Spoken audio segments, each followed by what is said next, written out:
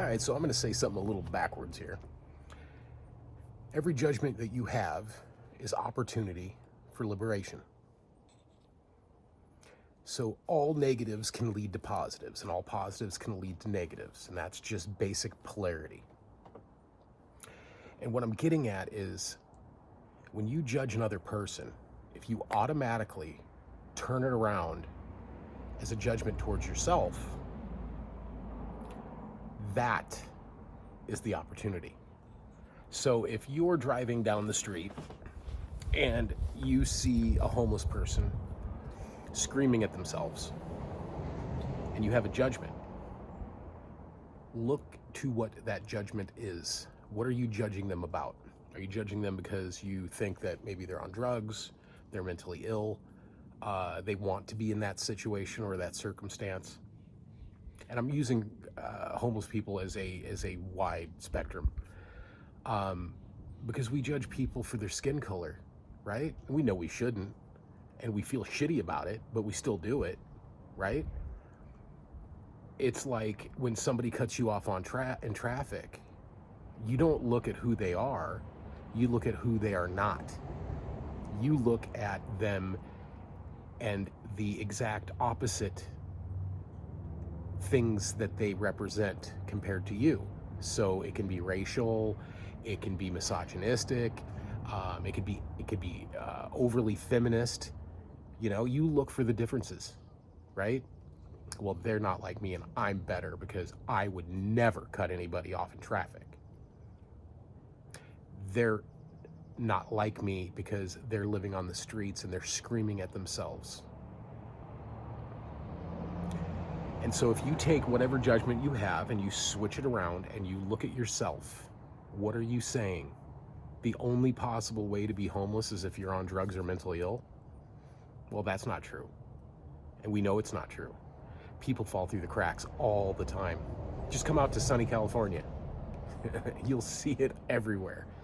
And it's not funny. I'm laughing at the idiocy of it. One of the, if not the most wealthy state in our country, possibly the wealthiest place in the world, and it can't handle a little bit of homelessness? Well, because it doesn't want to. It's part of the system. And part of that system, or the matrix, the illusory world that we live in, is that you can't help anybody, they help themselves. You can offer opinions, you can offer a hand if you're inclined to, but really at the root of it, whatever situation we're in is very much our own. And when you own it, when you go, yep, that's where I'm at, and don't make up any stories, don't blame other people for your misfortunes, even if they are responsible. I mean, know that these people are responsible for your situation or not. But at the end of the day, it's you. It was always you. You're the one that let the thing happen. You got a broken heart? Did your girlfriend just step all over you? It's because you wanted them to. You secretly wanted them to. And I know that's victimizing the victim, because it's supposed to victimize the victim. We cannot think clearly until we stop lying to ourselves. So your judgments are your opportunity to liberate yourself. So if you have a judgment towards somebody and you switch it around and you look at yourself, that's when magic happens, because then you get to claim it and you get to say, I did that. I allowed that treatment. Normally I wouldn't, right? We want to pretend that we're so much smarter than we actually are, because there is no limitation to intelligence or consciousness except the limits that we specifically put on it in order to keep ourselves in a comfortable spot, because that's what the ego does, right? The ego likes to be comfortable. Like, you'll say, man, I wish I could make 100 grand a year. And then all of a sudden you're making 100 grand a year. And that's not good enough either. The reason it's not good enough is because now you hate your job, right? You hate your job, you hate the commute to work, you hate the people that you work with, you hate something, right? And that the word hate is, it's a little bit much, because what it really is that we just dislike the feeling of not being comfortable. So then we judge homeless people. Well, I work so hard for my money. And I put up with so much. And that is the opportunity that we give ourselves to make ourselves feel better than what we are at present. But here's a harsh statistic. Here's a harsh fact. It's like, what came first, the chicken or the egg? And the idea is not to answer that question, right? It's to really take a good look at what brings on the catalyst of disdain in our lives. So what came first? Was it the drugs or the homelessness? Was it the mental illness or the homelessness? Because I know a lot of people that are mentally ill that hold jobs. I know a lot of people that take drugs that hold jobs. And some of them are fantastic at it. So what comes first? And when you really truthfully ask yourself that question, you'll find that the answer is generally people can fall through the cracks no matter what. It's a downward spiral, and you can get caught up in that so easily. And the next thing you know, you're living in the park. Because here's the hard truth of homelessness. It sucks. I've been homeless twice in my life. Thankfully, it was at a young age, and I had a car to sleep in both times. Well, actually, the first time, it was in the middle of winter in northern Minnesota, so a buddy of mine was gracious enough to let me couch surf. And then eventually I was able to get my car fixed and get it back on the road and start working again and all of that. But having been homeless, I can understand how you might take drugs in order to feel a little bit better about your situation. I don't condone drugs. But that's not my problem. That's a very individual journey. That's something that you have to go through on your own, in your own way, and hopefully you come out the other side a better person, a more introspective person. But having seen homelessness firsthand, I can tell you that, yeah, man, at every given moment, you would like to disassociate from that homelessness. I remember there was a local gas station that I used to frequent because they had 3 hot dogs for $1. Now, this is like, it's what, 94, 95? So it's been a while ago. But I could go in there and buy the 3 hot dogs for $1, and I could load them up. And I remember, because that was what I ate for the day. It was 3 fucking hot dogs. And so I would put mayonnaise on them. I would put anything that had calories in it on those hot dogs. Chili, cheese, mayonnaise, a relish. I mean, I would make those hot dogs bulging out of the little box that they came in. And that's what I ate for the day. I would eat 2 of them right away, and then I would save that 3rd one for a little later, and hopefully it didn't go bad in the heat, or it wasn't frozen from the cold, because northern Minnesota is a pretty gnarly place to be. And I remember I smoked a lot of weed back in those days, because pot numbed the traumas that I had endured from childhood, the abuse from my stepfather, and the schizophrenia of my mother. Well, she wasn't really schizophrenic. She was more bipolar, but there towards the end of her life, she was so chemically imbalanced because of her diabetes that she was hearing stuff. Thankfully, it was good stuff, so who knows if it was schizophrenia or she was just channeling in as a final gift from the other side. I don't know, but it was always positive stuff that she was hearing. So your guess is as good as mine, you know. But I'll tell you what, from being homeless, if I didn't have a little bit of weed from friends that would hook me up, it would have been miserable sitting in a car, you know, when it's freezing outside, or when it's so hot and humid that you can barely move, you know, because it's you're sweating constantly in the humidity of northern Minnesota, or you're freezing your ass off. There was like no other two ways about it. So I can kind of understand why homeless people generally tend to navigate towards California. It's a nice place. If you're going to be destitute, might as well do it in the sun, in the sunshine, and the low humidity. But what I'm getting at is that all of our judgments can be pointed right back at ourselves. And you don't have to go through the suffering and the misery of maybe being homeless, or getting your heart broken by somebody, or enduring the death of a loved one. You don't absolutely have to do that. All you have to do is reflect on it. So there's meditations about death,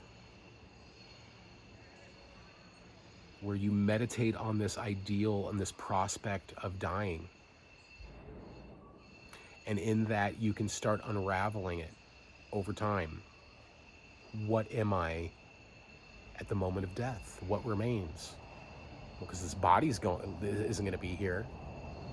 Chances are your ego is going to take a back seat at that moment. So what remains? What's left when all that is going away? Because we experience this all firsthand. And death is secondhand, because we don't know what it is. I mean, you can meditate for 20, 30 years and maybe get into a place where you understand and see what the other side kind of looks like. Maybe you take enough mushrooms, you can trip on that a little bit. But the reality is, for the mass majority of humanity, we don't know what death is, and so it's scary as hell. And so we create judgments. And we create these judgments in order to make ourselves feel better about what we're doing. Instead of going into the guilt and the shame that we're feeling at our core and accepting it, we would rather judge other people to make ourselves feel better. But I'm telling you, the previous is the way to go. Go into the guilt and the shame, because if you feel guilty and ashamed for anything in your life, you're not living your life to the fullest. Now, I'm not saying be a psychopath, you know, and hurt people and then feel nothing for it. What I'm saying is understand where your pain and your discomfort come from. It comes from trauma, and it comes from sadness, and it generally comes from some asshole when you were a kid telling you what you should be and what you shouldn't be.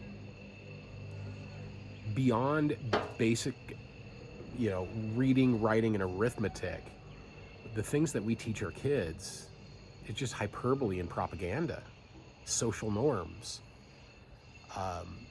basic social understandings. And I'm not saying that those are necessarily bad, because they're not. I mean, we don't do certain things because it may or may not hurt somebody else. But there are some things that we do or do not do because society deems it incorrect. You go back 40 years, and if you were dressed like some of the younger people that dress up today, you know, with outrageous hair colors and out of the box dressing methods, you would have been stoned to death. You would have been ostracized, especially in small towns and little communities. Hell, in some places, even in big mass cities, you would have been ostracized. It's like that book, The Scarlet Letter, you know, and you find out that the person wasn't even responsible for the thing that they said they were responsible for. You know, that's why Jesus talked about the whole, you know, those of you without sin cast the first stone. So I will go even further and say, those without sin cast the first judgment. it's hard to do because we're all guilty of something. We're all pretending to be things that we're not. We all pretend to know something that really is not quite knowable. That's what religion is. Religion is claiming to know something that is unknowable.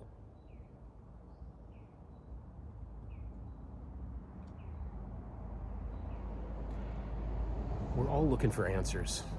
We're all trying to do our best to live our lives. Even the people that are shooting up in the park, they're just trying to experience the consciousness in their own special way. And they don't even know that they're doing what they're doing. They have no idea that if you clean yourself up and you find yourself maybe some side work here or there, that you can slowly take baby steps and progress back into something that's more notable. But they're so stuck in it. They are so deeply involved in their suffering that they can't see outside of it. And that's compassion. Knowing that is compassion. Knowing that if somebody's having a hard time, it's not necessarily because they're a loser. It's because they're having a hard time. You haven't had a hard time before? I mean, we all do. I have hard times. They have hard times. Everybody has hard times. And sometimes are so fucking hard that you wind up living in the park. Sometimes you get a mental illness from those hard times. So any judgment that comes up, you look at it, you point your finger back at yourself and ask yourself, why am I judging myself for this? Because liberation is free and it's peaceful and there's no judgment there.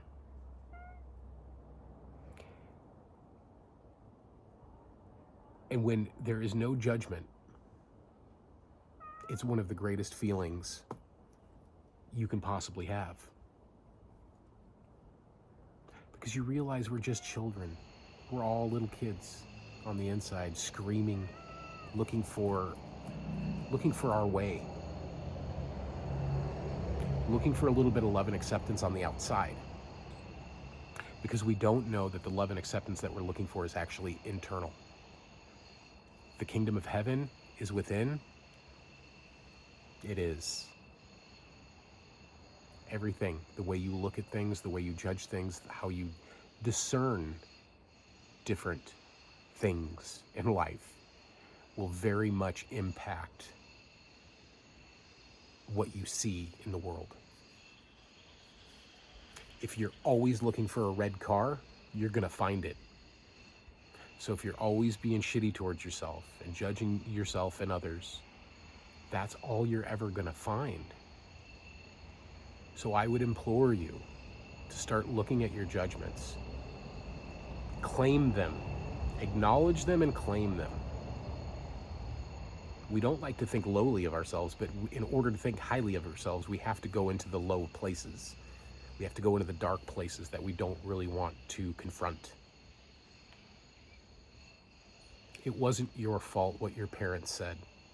It wasn't your fault how adults treated you. It wasn't your fault that you look the way you do.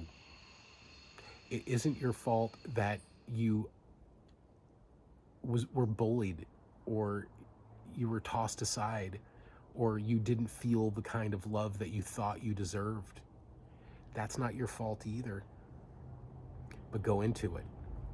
Go as deeply into it as you possibly can, and you will start finding some answers. But claim your judgments. It's not necessarily a bad thing. It's only bad if we don't recognize it for what it is. Because what it is, it's a cry for help. People judge other people as a cry for help. How can you be so stupid as to vote for that man? Now, who did you think of? Automatically. It all depends on your bias. Because I'll tell you what, no matter who votes for who, we're still in the situation that we're in. It's not going to change anytime soon, because we have a lot of very wealthy people who spend a lot of money to make sure it stays exactly the way it is. And you can quote me on that. So, all change happens from within. All of it. How you perceive, how you look at things, how you observe is very much your problem. And when you start changing your opinion, getting rid of your beliefs, the world becomes a much, much brighter place. So, as always, I love you guys. I wouldn't be doing this otherwise. Much love.